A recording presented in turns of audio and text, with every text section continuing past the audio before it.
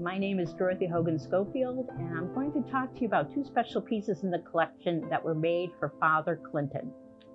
Among the glass workers who came to work at the glass factory in 1825, there were a number of Irish Catholics. As the Catholic community grew around Jarvisville, that was the area where the glass workers lived around the glass factory, they petitioned for a priest and a church. By 1830, land was purchased and a small wooden chapel was built outside the company's bounds near the entrance to the village of Jarvisville. And the little wooden church is pictured in this little drawing right there. Dedicated on September 19, 1830, St. Peter's, as the chapel was known, became the first Catholic church on Cape Cod. At the time of the dedication, there were only 5 other Catholic churches in Massachusetts. However, it wasn't until 1850 that the first resident pastor, Reverend William Moran, was appointed to Sandwich and its outlying districts. In 1854, a new brick church was built on James Street, now Church Street, replacing the simple wooden structure.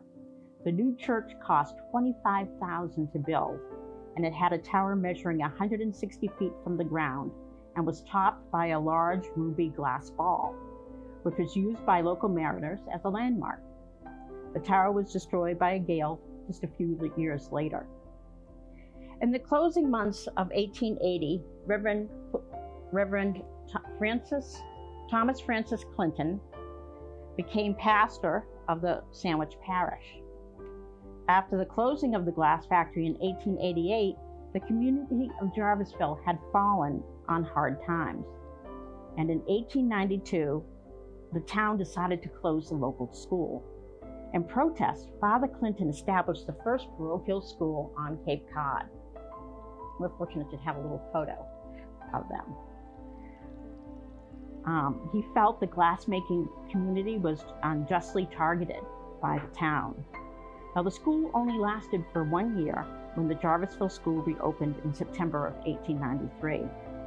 The well-respected Reverend Clinton remained in Sandwich until his death in 1895. Now, the two pieces that we have, one is on loan from the Catholic Church, and it is engraved for Father Clinton and dated 1884. It has a beautiful spray of flowers around the name, and there's a dove on the opposite side. And the chalice is a threaded chalice. It was made by Nicholas Lutz. It has a little cover. Unfortunately, it couldn't be used by the church as it was not made of a precious metal.